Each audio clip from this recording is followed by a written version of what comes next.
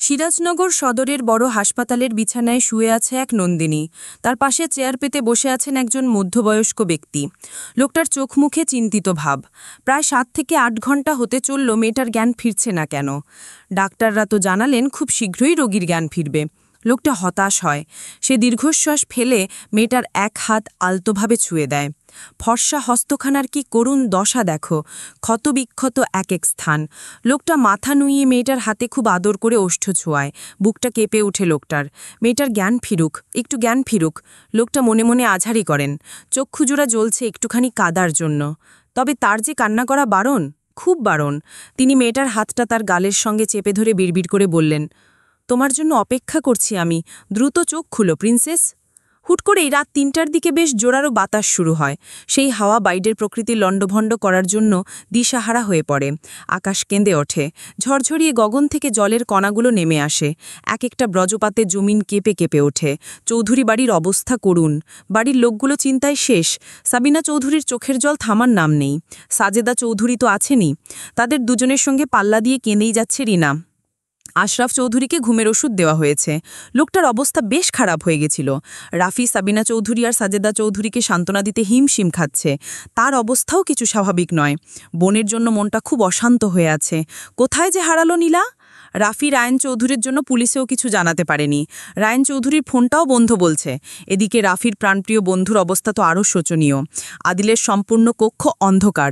কাঙ্ক্ষিত ব্যক্তিটির নম্বরে একের পর এক কল দিয়েও কোনো লাভ হচ্ছে না। তার ফোন বন্ধ। আদিলের এত মাথা ব্যথা করছে। আদিল মাথাটা চেপে ধরে। বক্ষ জুড়ে শূন্য ভাব। হৃৎপিণ্ডখানা থমকে আছে। হৃৎপিণ্ড থমকে গেলে মানুষ বাঁচে?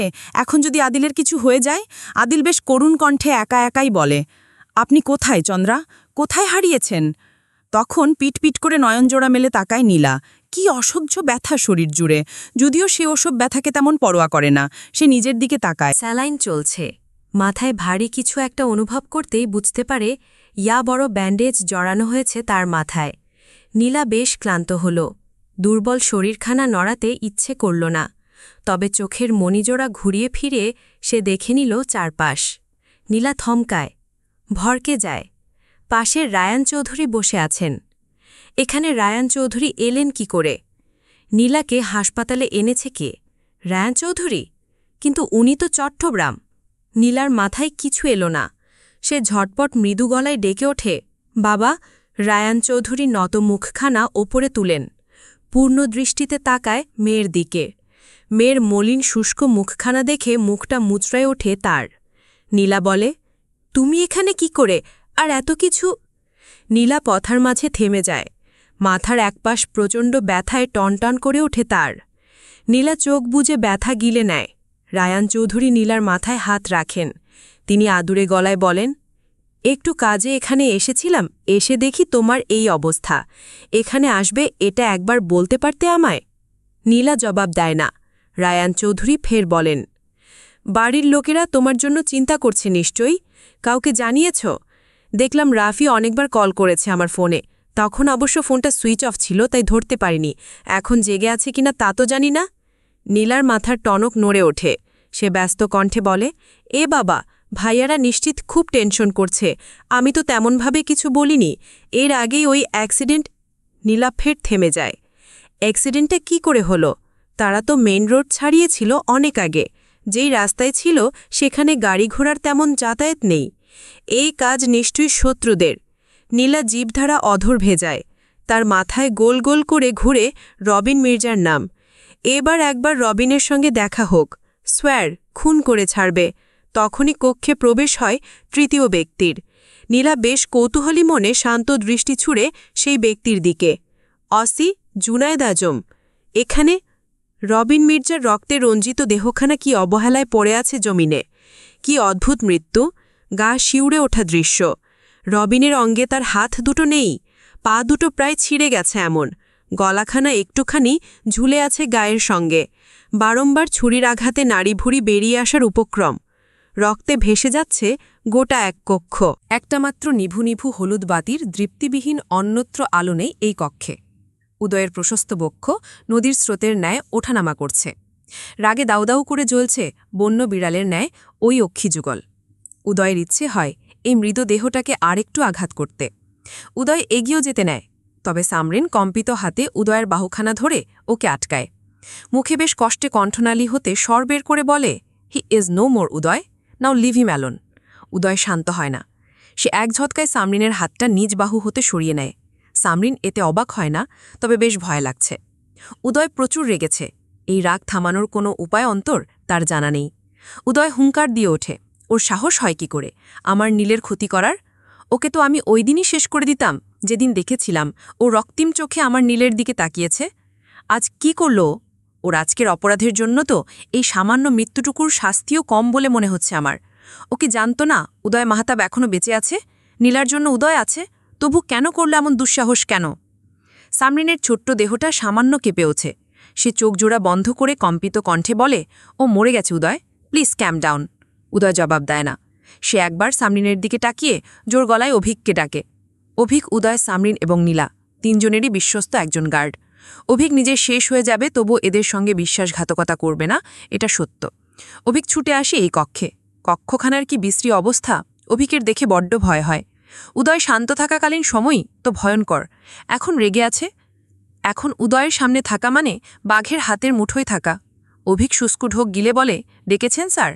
উদয় ভারী কণ্ঠে বলে, এই ডেড বডিটার কোনো একটা কিছু করো, আর আসাদ মির্জাকে ইমেল করে জানিয়ে দিও তার ভাতিজা মালদ্বীপ ভ্রমণে গেছে। অভিক বাধ্য ছেলের ন্যায় মাথা নাড়ায়, অর্থাৎ উদয় যা বলল তা সে অক্ষরে অক্ষরে পালন করবে। উদয় প্রস্থান হয়। এতক্ষণে যেন সামরিন হাফ ছেড়ে বাঁচে। সামরিন রবিনের নৃশংস দেহখানার দিকে তাকায়। মনে মনে পৈশাসিক আনন্দ উপভোগ করে সে। বেশ হয়েছে, নীলাঞ্জনা আফনা নাইজার পেছনে লাগতে এসেছিল না, এবার পরকালে এনজয় করুক। সামরিন অভিকের দিকে তাকিয়ে বলে, ওর শরীরের প্রতিটা অংশ কিমা করবে, দেন ওগুলো শেপকে সুন্দরভাবে রেঁধে দিতে বলবে, আর খাবারগুলো অবশ্যই আসাদ মির্জার বাড়িতে পাঠিয়ে দিবে। আর হাড়গোড় যদি অবশিষ্ট থাকে তা কুকুরদের খাইয়ে দিও। কথাগুলো শেষ করেই সামরিন বেরিয়ে যায়। অভিক দীর্ঘশ্বাস ফেলে। সামরিন কি সহজে কথাগুলো বলে গেল, তবে কথাগুলোর মাপ কতটা গভীর, তাই না? কি ভয়ঙ্কর এক একটা বাক্য! তাদের বুক কাঁপে না? এই যে সামরিনের সবগুলো আদেশ অক্ষরে অক্ষরে পালন করা হবে, রবিন মির্জার দেহটাকে মেশিনে পিষিয়ে ফেলা হবে, সেই থেতলানো মাংস রান্না করে আসাদ মির্জার বাড়িতে পাঠানো হবে। আসাদ মির্জা পশুর মাংস মনে করে খুব আমেজ করে খাবেন। এত পাপ সৃষ্টিকর্তা সইবেন? নীলা খাটে কোনো রকমে হেলান দিয়ে বসে। রায়ন চৌধুরী মানা করলেও সে শোনে না। আজমির এগিয়ে আসে তাদের নিকট। নীলা তাকে দেখে সামান্য আশ্চর্য হলেও এখন সে স্বাভাবিক। রায়ন চৌধুরী আজমিরের দিকে তাকিয়ে একগাল হেসে বলেন, আপনাকে অসংখ্য ধন্যবাদ অফিসার। আপনি না থাকলে আমার মেয়েটার অবস্থা এখন কেমন থাকত কল্পনা করতে পারছি না। আজমির সৌজন্যমূলক হাসেন। তিনি নীলার দিকে তাকিয়ে শুধায়ে, কেমন লাগছে নীলাঞ্জনা? খুব বেশি খারাপ লাগছে কি? নীলা ডানে বামে মাথা নাড়ে, অর্থাৎ না। নীলা বুঝে কোনোভাবে আজমিরই তাকে হসপিটালে এনেছে। নিশ্চয়ই অ্যাক্সিডেন্টের তদন্ত করতে এসেছিল, অতপর নীলাকে দেখে হাসপাতালে নিয়ে আসা হয়েছিল। আচ্ছা, ড্রাইভার কি বেঁচে আছেন? তার ছোট দেহখানার উপর একটা মস্ত বড় ট্রাক চাপা পড়েছিল। নিশ্চয়ই সেই লোক আর বেঁচে নেই। নীলার মায়া হয়, তার জন্য নিষ্পাপ কত প্রাণ যে চলে যায়। নীলার দীর্ঘশ্বাসটুকু গলার মধ্যবর্তী স্থানে আটকে রইল। রায়ন চৌধুরী বললেন, এই কেসটা সম্পর্কে কোনো তথ্য কি পাওয়া গেছে? আজমির আরবার নীলার দিকে তাকায়, অন্যবার রায়ন চৌধুরীর দিকে। অতপর তিনি বলেন, এখনও সঠিক তথ্য পাওয়া যায়নি। যতটুকু তদন্ত করা হলো তাতে মনে হচ্ছে এটা সাধারণ একটা অ্যাক্সিডেন্ট। তবে আমার অন্য কিছু মনে হচ্ছে। যেহেতু আপনার মেয়ে কিছু রাজনৈতিক ব্যাপারে জড়িয়েছে, নেতাকর্মীদের চোখে নীলাঞ্জনা এখন অন্যরকম কিছু, তাই এটাকে একটা পরিকল্পিত অ্যাক্সিডেন্টও বলা চলে। রায়ন চৌধুরী সবটা মনোযোগ সহজ শুনেন, তবে কিছু বলে না। নীলা আশেপাশে নজর বলায়, তার ফোনটা কোথায়? সেই ফোনের কি আদৌ কোনো অস্তিত্ব আছে? নীলা রায়ন চৌধুরীর উদ্দেশ্যে বলে ওঠে, বাবা, আমার ফোন। রায়ন চৌধুরী কিছু বলতে হাঁ করবেন, তার আগেই আজমির বলে ওঠে, নেই, খুব বাজেভাবে চুরমার হয়ে গেছে আপনার ফোন। আপনার কি বিশেষ কোনো প্রয়োজন ফোনে? আপনি চাইলে আমার ফোন ব্যবহার করতে পারেন। নীলা নিশ্চুপ। বাড়িতে একটা কল করা এই মুহূর্তে অতি প্রয়োজন। আবার রায়ন চৌধুরীর ফোন দিয়ে কল করলেও ঝামেলা। নীলা রায়ন চৌধুরীর দিকে তাকিয়ে মৃদু কণ্ঠে বলে, বাবা, বাড়িতে কল করা দরকার।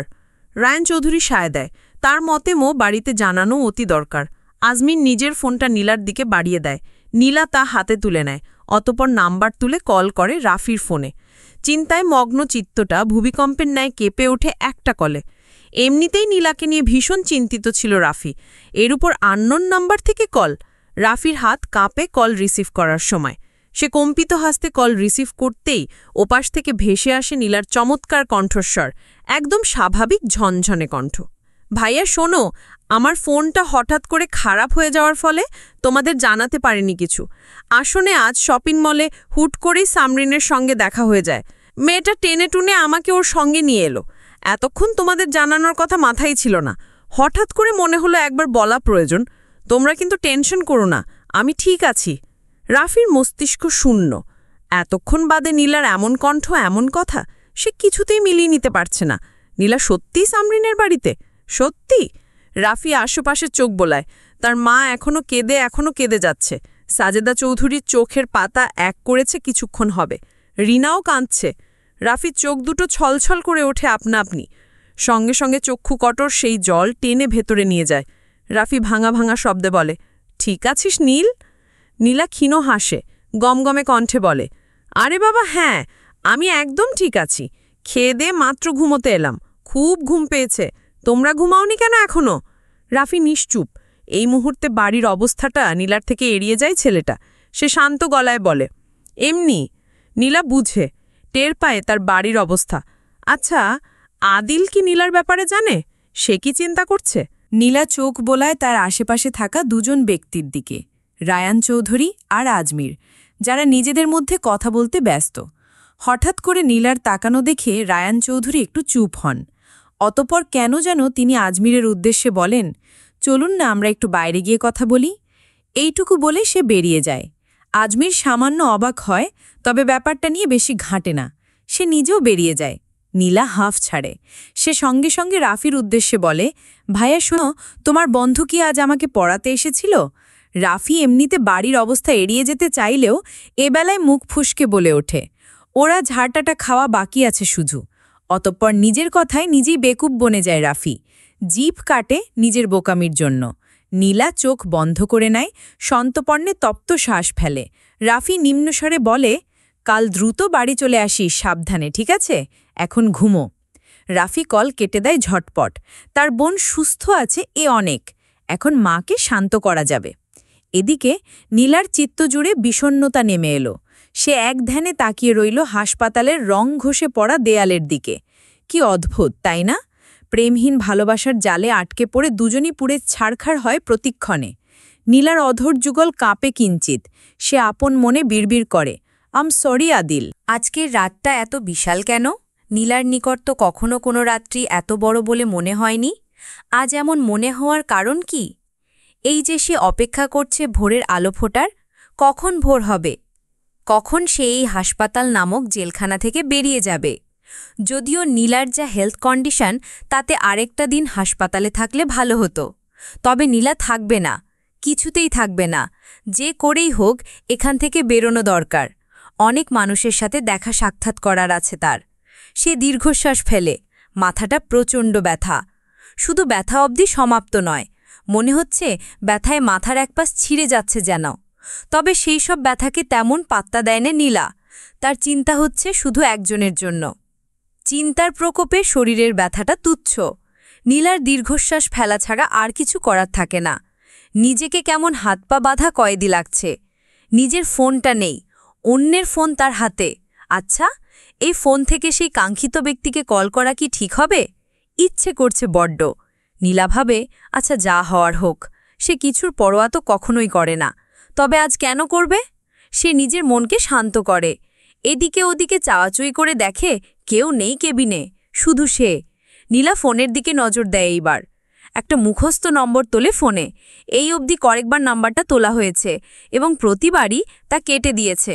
ডায়াল করার হয়নি। তবে এইবার সে নিজের মনকে শুনল। ডায়াল করল সেই নাম্বারে। আশ্চর্যজনকভাবে সঙ্গে সঙ্গে কলটা রিসিভ হয়। নীলা একটু অবাক হয় না। এদিকে ওপাশের ব্যক্তি বেশ কৌতূহলী কণ্ঠে বলে ওঠে, কে আপনি? লোকটার কণ্ঠে কেমন অস্থিরতা। নীলা চোখ বুজে নেয়। অতঃপর মিহি কণ্ঠে বলে, আমি নীল। সঙ্গে সঙ্গে লোকটার বুকে জমে থাকা ভারী পাথরটা নেমে যায়। তোলপাড় শুরু হয় বক্ষ জুড়ে। সে উদ্বিগ্ন কণ্ঠে বলে, আপনি ঠিক আছেন চন্দ্রা? কোথায় আছেন? ফোন বন্ধ কেন? নীলা সন্তপর্ণে দীর্ঘশ্বাস ফেলে আদিলের উদ্বিগ্নতা দেখে। এত চিন্তার কিছু নেই। নীলা নিজের জীবন নিয়ে অত ভাবে না, ভাবতে পছন্দ করে না। তাহলে অন্য কেউ কেন তার জীবন নিয়ে এত ভাবে? তাকে নিয়ে ব্যস্ত হওয়ার কিছু তো সে নিজের মধ্যে খুঁজে পায়নি কখনোই। তাহলে এত আয়োজন তার জন্য করে মানুষ? কেন সেসব দিয়ে এই নারীটির জায়গা হয় প্রত্যেকের মনের কোঠায়? নীলা অধর ভেজায়। অতপর শান্ত কণ্ঠে বলে, আমি ঠিক আছি, সুস্থ আছি। ফোন নষ্ট হয়ে গেছে, তাই কন্ট্যাক্ট করা সম্ভব হয়নি। আপনি এত রাতে জেগে আছেন কেন? ঘুমাননি কেন? প্রশ্নের উত্তর নীলার জানা, তবুও অযথা প্রশ্নখানা করল সে। ইচ্ছে করেই করল হয়তো। আদিল স্বাভাবিক করে নিজেকে এবং শান্ত গলায় বলে, এমনি ঘুম আসছিল না। আপনি এত রাতে জেগে আছেন কেন? মাথা ব্যথা শুরু হবে তো। নীলা নিঃশব্দে হেসে ফেলে। আদিল কি নিখুঁতভাবে এড়িয়ে গেল নিজের মনের অবস্থা। আদিল কি নীলার চেয়েও নিখুঁত অভিনয় জানে? নীলার মনে প্রশ্নেরা দল পাকায়। ওদিকে আদিলের চিত্ত চিরে দীর্ঘশ্বাস বেরিয়ে আসে এবং সেই দীর্ঘশ্বাস কেমন করে যেন বলে ওঠে, আমার বিগত কয়েক ঘন্টার অবস্থা যদি আপনি একটুখানিও অনুভব করতে পারতেন চন্দ্রা, তাহলে আমি নিশ্চিত আতকে উঠত আপনার প্রাণাত্মা। বোকা আদিল জানেই না তার চন্দ্রা আগে থেকেই সবকিছু সম্পর্কে অবগত। সে অনুভব করতে পারে আদিলের হৃদয়ের তোলপাড়, অশান্ত ঝড়। আদিলের আকাশকুসুম ভাবনার মাঝে অকস্মাৎ নীলা নরম গলায় ডেকে ওঠে, শুনছেন আদিল? আদিল ছোট্ট করে জবাব দেয়, জি। নীলা মিষ্টি গলায় বলে, আপনি আমাকে নিয়ে কম কম চিন্তা করবেন, বুঝলেন? এত চিন্তা করার কিচ্ছু নেই। আমি আত্মনির্ভরশীল মেয়ে মানুষ। নিজেকে রক্ষা করার এবিলিটি আছে আমার। আদিল এইবারেও ছোট্ট করে বলে, জি। নীলা ফের বলে, আপনি আজ ঘুমাবেন না? আদিলের কাছে উত্তর নেই। সে নীলাকে স্বচক্ষে দেখার আগে চোখ বুজে ঘুমাতে পারবে না। যদি চোখ বুজে ঘুমানোর প্রয়াস করতে যায় তাহলে তা হবে বৃথা। তার পক্ষে আজ ঘুমানো অসম্ভব। এই যে নীলার সঙ্গে এখন তার কথা হচ্ছে, প্রেয়সীর কণ্ঠস্বর আদিলের অন্তঃস্থল শিথিল করে দিচ্ছে। তবুও কোথাও যেন একটা উদ্বিগ্নতা রয়েই যাচ্ছে। কখন নীলার সঙ্গে আদিলের দেখা হবে? কখন আদিল চোখ জুড়িয়ে নীলাকে দেখবে? মনটা বলবে, এই তো চন্দ্রা তোর কাছেই দাঁড়িয়ে, দেখ কি সুন্দর আছে, সুস্থ আছে। আদিল চোখ জোড়া বুজে রাখে। কেমন যন্ত্রণা হচ্ছে, তবে কিসের এই বেদনা তা তার জানা নেই। এরই মাঝে ফের নীলার কণ্ঠস্বর ভেসে আসে, শুনুন না, ঘুমিয়ে পড়ুন। কাল সকালে আপনার তাড়াতাড়ি উঠতে হবে। জিম সেরে ভার্সিটি যাবেন। এখন না ঘুমোলে কাল অল্পতেই হাঁপিয়ে যাবেন। তখন মনে মনে গালিগালাজ করবেন আমাকে, কারণ আমার জন্যই তো জেগে আছেন। আমি বাবা মানুষের এত বকাবকি হজম করতে পারবো না। নীলার কথা শুনে আদিল হাসে নিঃশব্দে। এটা কৃত্রিম হাসি মাত্র। আজ হাসতে ভুলে গেছে সে। ভেতর থেকে হাসি আসছে না। একটুখানি সুখের আশায় কত কি নানা করে মানুষ, অথচ আদিলের সুখ শান্তি থেকেও প্রতিটি ক্ষণে তা খোয়া যাচ্ছে। আদিল বলে, আপনাকে বকব? অত সাহস আমার আছে? নীলা সঙ্গে সঙ্গে জবাব দেয়, না, নেই। আদিল এবেলাতেও শান্ত থাকে। স্বাভাবিক গলায় ডেকে বললে, শুনছেন? ওই অম্বলে অবস্থিত উজ্জ্বল্য ইন্দুর ন্যায় লোকের মন কেড়ে বসে থাকা চন্দ্রিমা, আপনাকে একটুখানি দেখার আকাঙ্ক্ষায় হৃৎপিণ্ডখানা বড্ড ধরফর করছে। দয়া করে দ্রুত দেখা দিবেন, দ্রুত। নীলা মৃদু হাসে। ভালো লাগে তার, তাই তো নরম গলায় বলে, খুব শীঘ্রই, সকালটা হতে দিন। এইটুকু আশ্বাস এই মুহূর্তে যেন আদিলের প্রচণ্ড প্রয়োজন ছিল। অবশেষে সে পেল। এবার হৃদয়টা একটু স্বাভাবিক হয়ে এলো যেন। আদিল তপ্ত শ্বাস ফেলে। মানুষকে নিঃশ্বাস বানাতে নেই, এতে বিপদ। আদিল প্রতি পদক্ষেপে তা অনুভব করতে পারে এখন। আদিল, জানেন, আজ আপনাকে আমার একটু অন্যরকমভাবে মনে পড়েছে। অতর্কিত নীলার এমন কথায় আদিল আশ্চর্য হয় ক্ষীণ। নীলা মোটেও নিজের মনের অনুভূতি প্রকাশ করার মতো মেয়ে না। তবে আজ নীলা স্বচ্ছ, জলের মতো সহজ। আখরোটের খোসা হতে নীলার বেরিয়ে আসার ব্যাপারটা কিঞ্চিত ভাবুক করে আদিলকে। সে কৌতূহলী কণ্ঠে শুধায়, কেমনভাবে মনে পড়ল? নীলা সহজ ভাষায় স্বীকারোক্তি দেয়, অন্যভাবে। জানেন, একদম আলাদা অনুভূতির সঙ্গে দেখা করে এসেছি আজ। আমি লক্ষ্য করলাম আমার ঘোর বিপদ বেলাতেও আমি আপনাকে স্মরণ করি। সেই সময়েও আমার চোখের পল্লবে ভেসে ওঠে আপনার মুখশ্রীর চিত্র। আমার শিরয় একটু ব্যাকুল হয় আপনাকে কাছ থেকে দেখার জন্য, অথচ তখন আমার চোখে অমাবস্যা নামতে ব্যস্ত। বাঁচব কি বাঁচব না তার ঠিক নেই। শুধু মনে হলো আমার এই মানুষটার সঙ্গে দেখা করা প্রয়োজন ছিল, একটু ছুঁয়ে দেখার প্রয়োজন ছিল। আদিল ঘাবড়ায়। নীলার কথা শুনে যতটা খুশি তার হওয়ার কথা ছিল ততটা সে হতে পারে না। নীলার কথায় যে স্পষ্ট নীলার আজ কিছু হয়েছিল। তাহলে কি আদিলের মনই ঠিক? নীলার কিছু হয়েছে? এদিকে নীলা নিজের কথাই নিজেই বেকুব। এসব সে গড়গড় করে কি বলে ফেলল আদিলকে? এসব বলা তো জরুরি ছিল না। এতটা সহজ তো নীলা নয়। আগে ছিল, অনেক সহজ ছিল মেয়েটা। অতপর কিভাবে যেন কঠিন খোলসে আবদ্ধ হয়ে গেল নারীটির পুরো সত্তা। আদিল কিছু বলতেই যাচ্ছিল, তার আগেই নীলা মৃদু হেসে বলে ওঠে, আজ এসব স্বপ্নে দেখেছি। ইদানিং কেমন অদ্ভুত স্বপ্ন দেখা শুরু করেছি, অথচ আমি কিন্তু একটাও মুভি বা সিনেমা দেখি না। আদিল তপ্ত শ্বাস ফেলে। আজ নীলা সাপ বলছে, আদিল চুপচাপ শুনছে। এমনটা তো খুব হয়, তাই না? আদিল এত অশান্ত কেন? কাল দেখা হচ্ছে তো দুজনের, তবুও কেন এত অস্থির হচ্ছে সে? এমনটা হওয়া ঠিক নয়। নিজেকে নিজে ইচ্ছা করে শেষ করার প্রতিযোগিতায় নামল নাকি আদিল? আদিল ফের দীর্ঘশ্বাস ফেলে। সে চোখ দুটো বুজে নেয় একরাশ হতাশার সঙ্গে। অতপর বলে, এটা কার নাম্বার চন্দ্রা? আদিল ভবঘুরে হয়ে আছে, তার বুঝতে বাকি নেই নীলার। আদৌ নীলার কোনো কথা ঠিকঠাক শুনেছে কিনা কে জানে। নীলা তবুও বলে, সামরিনদের বাড়ির। আদিলের এই সামরিন নামটা শুনলেই মনের মধ্যে খুঁতখুত লাগে, কেমন যেন সন্দেহ জাগে। আসলেই সামরিনের কোনো অস্তিত্ব আছে তো? মাঝে মধ্যেই নীলা সামরিনের সঙ্গে দূরদূরান্তে ঘুরতে চলে যায়, রাফির না কোচ থাকা সত্ত্বেও।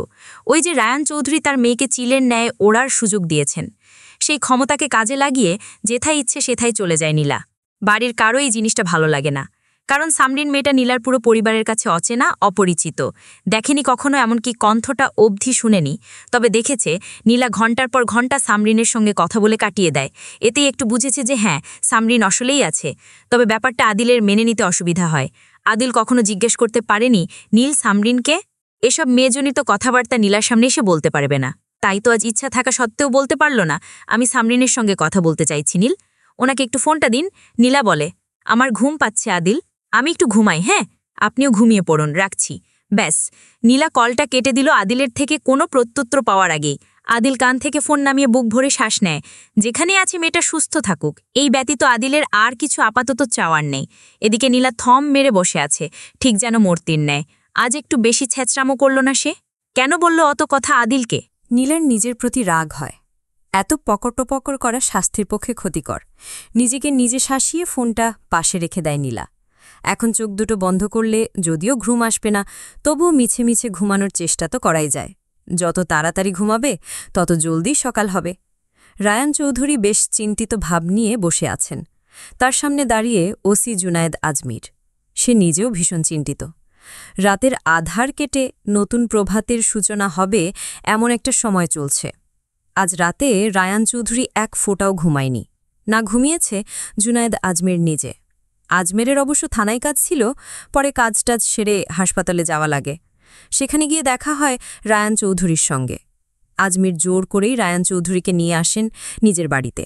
এইখানে সে একাই থাকে আপাতত, পরিবারকে কর্মস্থান হতে যতটা দূরে রাখা যায় আর কি। সে পুলিশ, দু একটা কুকুর তার পেছনে পড়ে থাকবেই, এটা সে মানিয়ে নিতে পারবে। তবে এর গুরুতর প্রভাব তার পরিবারের ওপর পড়বে, বিধায় সে পরিবার থেকে দূরে থাকে। রায়ান চৌধুরী যে কর্মে জড়িত তারও নিজের পরিচয় বেশ গোপন করে রাখতে হয় আশেপাশের লোকদের থেকে, এবং কি পারলি পুরো দেশের মানুষদের কাছ থেকেও। সে সরকারি লোক, দেশের জন্য কাজ করা কর্মী। এবং শুধু এইটুকুই নয়, Rayan Chowdhury national security intelligence NSI তথা বাংলাদেশের প্রধান বেসামরিক গোয়েন্দা সংস্থার ডিরেক্টর জেনারেল, অর্থাৎ প্রধান। তার কাজ একটু আধাটু নয়, বরং বড্ড কঠিন এবং ঝুঁকিপূর্ণ দায়িত্বে আছেন তিনি। সরাসরি প্রধানমন্ত্রীর সঙ্গে ওঠা বসা তার। আজ রাতেই একটা গোপন বৈঠক বসাতে হতো, কালকে সকালের মধ্যে একটা বিস্তারিত তথ্য কালেক্ট করতে হতো। অথচ এক রাত তো তিনি মেয়ের পেছনেই কাটিয়ে দিলেন। তিনি সিরাজনগর এসেছিলেন একটা কেস নিয়ে একটু ঘাটাঘাটি করতে, কিছু ক্লু সংগ্রহ করতে। এসে যে নিজের মেয়ের এমন অবস্থা দেখবে তা তার কল্পনার বাইরে ছিল। সেসব বাদ, আপাতত রায়ান চৌধুরীর বেরোতে হবে। কিছু ফাইল নেওয়ার ছিল সিরাজনগর থানা থেকে। নেওয়া হয়েছে। প্রত্যেকটা ফাইল যত্ন করে রায়ান চৌধুরীর হাতে তুলে দিয়েছেন অফিসার জুনায়েদ আজমির। জুনায়েদ আজমিরকে রায়ান চৌধুরী ধন্যবাদ জানান, অতঃপর বেরিয়ে পড়ে। ভোরের আলো তখন ফুটে গেছে প্রায়। জুনায়েদ আজমির একঘেনে তাকিয়ে থাকেন রায়ান চৌধুরীর যাওয়ার পানে। একটা লোক এতটা নিখুঁত কিভাবে হতে পারে? আশ্চর্য। জুনায়েদ আজমির প্রার্থনা করেন যেন রায়ান চৌধুরী সময় মতো পৌঁছাতে পারেন। একটু এদিক থেকে ওদিক হলে সর্বনাশ। অফিসের দীর্ঘশ্বাস ফেলেন। কোলাহলপূর্ণ ব্যস্ত সকালবেলাটা। রাস্তায় গাড়ির হর্নের আওয়াজ, জনগণের গিজগিজে ভাবটা তো পুরাতন দৃশ্য। শহরের সকালে রাস্তার দৃশ্য এমন হবে না, এও কখনো সম্ভব নাকি? বন জঙ্গলে পাখিরা কিচিরমিচির করছে, এক একজন ছুটছে আহার সংগ্রহের উদ্দেশ্যে। এত বড় একটা শহর, তার মাঝে পাখিগুলোর থাকার জন্য কোনো গাছগাছালি নেই। পাখিগুলোর কষ্ট হয়। রোজ এত দূরদূরান্ত উড়ে যেতে তাদের কষ্ট হয় না নাকি? মানুষগুলো বোঝে না, মানুষেরা শুধু সৌন্দর্য বোঝে। এই যে পাখি উঠছে, মানুষ হাসছে, আহা পাখিটা কি সুন্দর করে উড়ে বেড়ায়। অথচ পাখিটা কি উদ্দেশ্যে উড়ছে তার খেয়াল কেই বা নেয়? কার হাতে আছে এমন অযথা সময়? চৌধুরী বাড়ির অবস্থা থমথমে। এই বাড়ি প্রায় প্রতিদিনই নীরব থাকে, আবার মাঝে মধ্যেই সাজেদা চৌধুরী বাড়িটাকে জমজমাট করে রাখেন। এই বাড়ির প্রতিটি ব্যক্তি একটু বেশি ব্যস্ত থাকে সর্বদাই। আর আজ তো একজনের অনুপস্থিতিতে সকলের এই দশা। যদিও রাফি সকলকে জানিয়েছে নীলার ব্যাপারটা, তবুও নিজ চোখে মেয়েটাকে দেখার আগ অব্দি একটা মানুষও শান্তি পাবে না। খাবার টেবিলে বসে খেতে ব্যস্ত রাফি। অফিসে বেরোতে হবে। সাজেদা চৌধুরী আর রাফসান সাহেবের খাবার ঘরে পাঠিয়ে দেওয়া হয়েছে। সাবিনা চৌধুরী ছেলেকে বেড়ে খাওয়াচ্ছে। রিনা রান্নাঘর গোছগাছকরণে ব্যস্ত। অকস্মাৎ চৌধুরী বাড়িতে আগমন ঘটে এক অনাকাঙ্ক্ষিত ব্যক্তির। সাবিনা চৌধুরী দুয়ার কোণে তাকিয়ে বিস্মিত হয়ে যান। রাফি তখনও খাচ্ছে। সাবিনা চৌধুরী খাবারের বাটি টেবিলে রেখে পা বাড়ায় সামনের দিকে, মুখে ফুটিয়ে তুলে সৌজন্যমূলক হাসি। রাফি মায়ের যাওয়ার পথে তাকিয়ে ভরকে যায়। সঙ্গে সঙ্গে নিজেকে ঠিকঠাকভাবে গুছিয়ে নেয়। সাবিনা চৌধুরী এগুতে এগুতে সুন্দর গলায় বলেন, আরে রানিশা যে, কতদিন পর দেখলাম, কেমন আছো? রানিশা হাসি মুখে জবাব দেয়, জি আন্টি, ভালো। আপনি ভালো আছেন? ভদ্রমহিলা জবাবে জানান তিনিও ভালো আছে। রানিশা এদিকে ওদিকে চাওয়াচুবি করে, দৃষ্টি এমন যেন সে কাউকে খুঁজছে। ব্যাপারটা ঠাওর করতে পেরে সাবিনা চৌধুরী বলেন, কাউকে খুঁজছ? রানিশা জোরে জোরে মাথা দোলায়, অর্থাৎ হ্যাঁ, এবং মুখে বলে, আন্টি নীল কোথায়? ও আমার কল তুলছিল না। এদিকে বাবা মা আমাকে ইউনিভার্সিটির চৌকাট অবধি ভিড়তেও দিচ্ছে না, সারাক্ষণ বাড়িতে রাখছে। তার মধ্যে নীলের সঙ্গে ঠিকঠাক যোগাযোগটাও হচ্ছে না। তাই ওর সাথে দেখা করতে এলাম। সাবিনা চৌধুরীর হাসি মুখটা বিলীন হয়ে যায়। সে কিছু বলবে তার আগেই রাফি হুট করে বলে ওঠে, তা বাবা মা যখন বাড়ি থেকে বেরোতে দিচ্ছেই না, তাহলে বেরিয়েছ কেন? ওনারা তো ঠিকই করেছে, ঘরে থাকবে, নিরাপদ থাকবে, ব্যাস। রানিশার মুখটা চুপসে যায়। সে শান্ত চোখে একবার রাফির দিকে তাকিয়ে নজর ফিরিয়ে নেয়। সাবিনা চৌধুরী বলেন, ব্রেকফাস্ট করবে? এসো, সকাল সকাল তোমাকে শুকনো মুখে দাঁড় করিয়ে রাখতে ভালো লাগছে না আমার।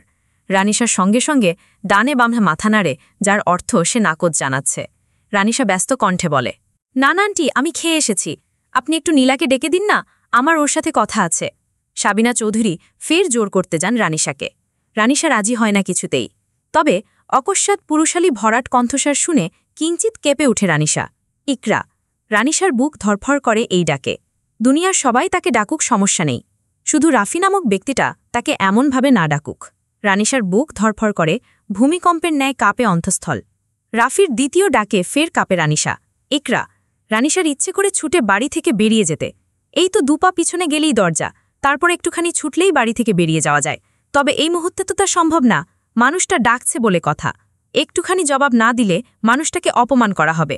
তাই তো মেয়েটা অতি কষ্টে মুখ থেকে সামান্য একটু কথা বের করে আনে, জি। রাফি সঙ্গে সঙ্গে নির্বিকার কণ্ঠে আদেশ ছোড়ে, এদিকে আসো। সাবিনা চৌধুরী বিরক্তে চোখ সরিয়ে নেন অন্যদিকে। এদিকে রানিশার বক্ষপিঞ্জেরা চলতে থাকা ঘূর্ণিঝড়ের বেগ প্রবল হয়েছে। মস্তিষ্কের নিউরনগুলো যেন একটা আরেকটার সঙ্গে পেঁচিয়ে যাচ্ছে। মেয়েটার পাগুলো কেমন জমিনে আটকে গেছে তো গেছেই। রানিশার মূর্তিভাব ভঙ্গ হয় রাফির গম্ভীর কণ্ঠস্বরে, কি বললাম আমি? রানিশা চোখ তুলে চায় রাফির পণে। নীলা যে কোথায় গিয়ে বসেছে কে জানে। ইস, কেন যে এই বাড়িতে আসতে গেল মেয়েটা? এখন অ্যানার মুখোমুখি পড়তে হয়েছে। রানিশার মনটা খারাপ হয় চট করেই। আচ্ছা, দুনিয়াতে এত লোক থাকতে এই লোকের বেলাতে কেন তার এত অস্বস্তি, এত ইতস্ততা? রানিশা উত্তর পায় না। এদিকে ছেলের বেহায়াপনার প্রশংসা করেন সাবিনা চৌধুরী। সে ব্যস্ত পায়ে হাঁটা ধরে সিঁড়ির দিকে এবং বলে যান, আমি আসছি একটু। রানিশা আহত চোখে তাকায় সাবিনা চৌধুরীর গমনপথে। যাহ বাবা, ইনিও চলে গেলেন। এখন রানিশার কি হবে? রানিশার চিবুক নামে গলায়, হাত দুটো মুষ্টিবদ্ধ হয়ে যায় একদলা কাপড়ের ভাঁজে। রাফি ফের দিচিয়ে ওঠে। ইকরা, জান আমার, তুমি আসবে নাকি আমার গিয়ে নিয়ে আসতে হবে? ব্যাস, হয়ে গেল। রানিশার কান হতে গরম ধোঁয়া বেরোয়, ফর্সা গাল দুটো রক্তিম আভায় পরিণত হয় মুহূর্তের মধ্যে। নাকের ডগাটাও পাকা টমেটোর রূপ ধারণ করে রানিশার। হৃৎপিণ্ডটা ধকধক শব্দ করে লাফাচ্ছে। শরীরের পশমগুলো কেমন সারিবদ্ধভাবে দাঁড়িয়ে গেছে, হাত পা ঠান্ডা হয়ে শুরু করেছে বরফের মতো। আচ্ছা, এই অনুভূতির মানে কি? এই নিয়ে দুবার রাফির মুখে এমন আদুরে ডাক শুনেছে রানিশা, এবং দুইবারই একই রকম প্রতিক্রিয়া তার মাঝে বিদ্যমান। এই যে মনে হচ্ছে চিত্ত জুড়ে একঝাঁক প্রজাপতি উঠছে, লজ্জায় নেতিয়ে পড়তে চাইছে রানিশার ছোট্ট দেহটা। শরীরের সমস্ত রক্ত মেটার কুমল আননে জমা হয়েছে। কেন হয় এমন? কেন এবার রাফি এমনভাবে ডাকে রানিশাকে? রানিশার ভাবভঙ্গি দেখে রাফি নিঃশব্দে হাসে। অতপর আদুরে গলায় বলে ওঠে, কাছে এসো। রানিশার লজ্জা আরও প্রবল হয়। সে তার শক্ত হয়ে জমিনে আটকে থাকা পা দুটোকে টেনে হেঁচড়ে সামনে এগোয়, একদম বাধ্য মেয়ের ন্যায়। কেন করল রানিশা এমন, তা সে জানে না, শুধু জানে রাফির ডাকে সাড়া দিচ্ছে সে। রানিশার এগোতে একটু সময় লাগে। আস্তেই ধীরে মাথা নিচু করে কুজো বুড়ির মতো হেঁটে আসতে একটুখানি সময় লেগেছে। এখনও তাদের দুজনের দূরত্ব 2 হাত পাক্কা। রাফি এইটুকু দূরত্ব ঘুচিয়ে দিতে চায়। সে আরও কাছে ডাকে রানিশাকে। রানিশা আরেকটু এগোয়। এখন তাদের দূরত্বটা 1 হাত পরিমাণ। রাফি রানিশাকে বসতে বলে। রানিশা রাফির থেকে একটা চেয়ার দূরে বসে। মেয়েটার হৃৎপিণ্ডটা কাঁপছে, হাত পা অবশ হয়ে পড়েছে। রাফির তাতে কোনো হেলদেল নেই। সে তাদের দুজনের মাঝে কাবাবে হাড্ডি হয়ে যাওয়া চেয়ারটাকে পছন্দ করল না একটুও। তাই তো নিজের চেয়ার ছেড়ে সেই চেয়ারে জায়গা করে নিল দ্রুত। ব্যাস, এইবার দুজন পাশাপাশি। রানিশার নিঃশ্বাস আটকে আসে। লোকটা এত কাছে কেন এসেছে? মেরে ফেলতে চায় নাকি তাকে? রানিশার অস্থির লাগে, হাত পা কাঁপতে থাকে বেতাল। রাফি তা লক্ষ্য করে ঠোঁট বাঁকায়। অতপর খুব যত্ন করে একটা প্লেটে খাবার বাড়ে। খাবারের প্লেটটা রাখে রানিসার সামনে। রানিসা শুধু দেখে যায়। খাবারে হাত দিতে পারবে সে? হাত দিলে ওই খাবারটুকু তার গলা দিয়ে নামবে? অসম্ভব। রানিসা শুষ্ক ঢোক গিলে। হাত পায়ের কম্পন কিছুতেই থামছে না। কি জ্বালা! তখনই আবার রাফি বলে, খেয়ে নাও। রানিসার কান্না পায় এই মুহূর্তে। কেন এখানে এলো ও? বাড়ি থেকে তো খেয়েই এসেছে, এখন এসব কিভাবে খাবে? নীলাটা কোথায় ঘাপটি মেরে বসেছে। রানিসার ভীষণ কষ্ট হয় নিজের কাজের জন্য। কেন এলো এখানে? সে ঠোঁট কামড়ে ধরে, পরনের পোশাকটা আঁকড়ে ধরে শক্ত হয়ে বসে। রাফি তা খেয়াল করে। তার হাসি পায় রানিসার অবস্থা দেখে। এত কাপাকাপির কারণ রাফি খুঁজে পাচ্ছে না। শুধু খেতেই তো বলেছে। রাফি মুখ খুলে কিছু বলার জন্য আমি খেয়ে এসেছি। রাফির কথা শুরু হতে না হতেই রানিসা রাফিকে থামিয়ে দেয়। সে বেশ তাড়াহুড়ো করে বলে কথাটুকু। মেয়েটার কাপা কণ্ঠ, অস্থির চোখের দৃষ্টি। রাফি একগাল হাসে বেলায়। অতপর নরম গলায় বলে, একটু খাও, খুশি হব। রানিসা ভেতরে ভেতরে মেজাজ বিগড়ায়। আশ্চর্য, বলল তো খাবে না, তাও কেন জোর করতে হবে? তার ইচ্ছে হয় রাফির গলা চেপে ধরতে, বলতে, আপনি কেন এসব করেন? তবে রানিসা তো রাফির দিকে সামান্য চোখ তুলে তাকাতেও পারে না। কিভাবে তাকাবে? এই যে কত শত জড়তা এসে তাকে ঘিরে ধরে, অস্থিরতা আছড়ে পড়ে তার মধ্যে। এসবের মাঝে এমন দুঃসাহস করা সত্যিই দুষ্কর। রানিসার সন্তপর্ণে আটকে রাখা শ্বাসটা ফেলল। তৎক্ষণাৎ বাড়িতে ব্যস্ত পায়ে প্রবেশ করে নীলা। সে এসেই হাঁক ছেড়ে ডাকে, রিনা আন্টি, আমার জন্য 1 কাপ কফি করো তো। এইটুকু কথা শুনতেই রানিসার সমস্ত শরীর ঝাঁকুনি দিয়ে উঠে। সে তড়িঘুড়ি করে তাকায় নীলার দিকে। আতকে উঠে মেয়েটা। নীলার মাথায় ব্যান্ডেজ জড়ানো, হাতেও সাদা ব্যান্ডেজ ঝুলছে। চোখ মুখের কি বিধ্বস্ত অবস্থা। রাফিও তাকায়। সে নিজেও বাক হারায় যেন। এদিকে নীলার চিৎকায় হেসেল থেকে দ্রুত পায়ে দৌড়ে আসে রিনা। উপর থেকে ছুটে আসেন সাবিনা চৌধুরী, সাজেদা চৌধুরী আর রাফসান সাহেব। সাবিনা চৌধুরী মেয়ের এমন অবস্থা দেখে আতকে ওঠেন। আর্তনাদ করে বলেন, এ কি অবস্থা তোমার? কি হয়েছে তোমার? সাজেদা চৌধুরী হন্তদন্ত পায়ে ছুটে এসে নাতনিকে ধরেন।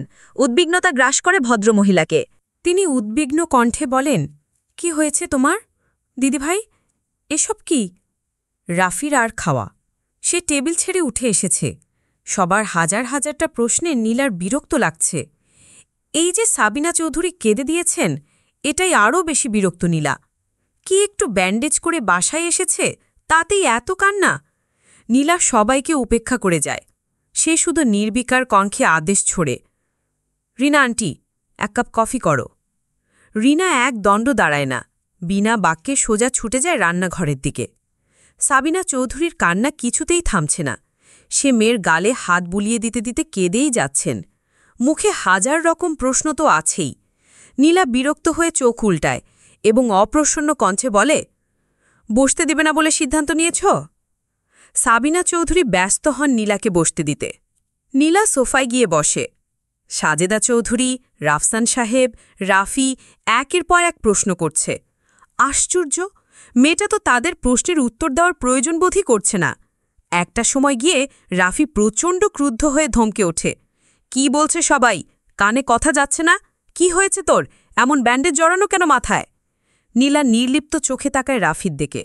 অতপর নিস্পৃহ কণ্ঠে বলে, দরজা নক করার পর এ বাড়িতে দরজা খুলতে তো আধ ঘন্টা সময় লাগে, তাই মাথা দিয়ে দরজা ভেঙে বাড়িতে ঢুকতে চাইছিলাম, যার ফলাফল মাথার এই ব্যান্ডেজ।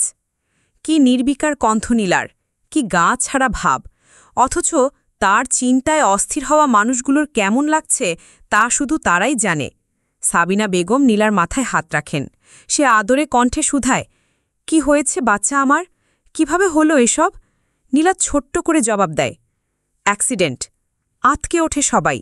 বড় সড়ো একটা বিস্ফোরণ ঘটে পুরো বসার ঘরে। সবাই একসঙ্গে বিস্মিত কণ্ঠে বলে ওঠে, কি? নীলার তাতে বিন্দুমাত্র হেলে দোলে নেই। রিনা কফি নিয়ে এলো। নীলা সেই কফিটা হাতে তুলে চুমুক বসাল। এদিকে আরও শত শত প্রশ্ন যে এক একজনের মনে জমা হয়েছে তা নীলার কাছে ঠুনকো।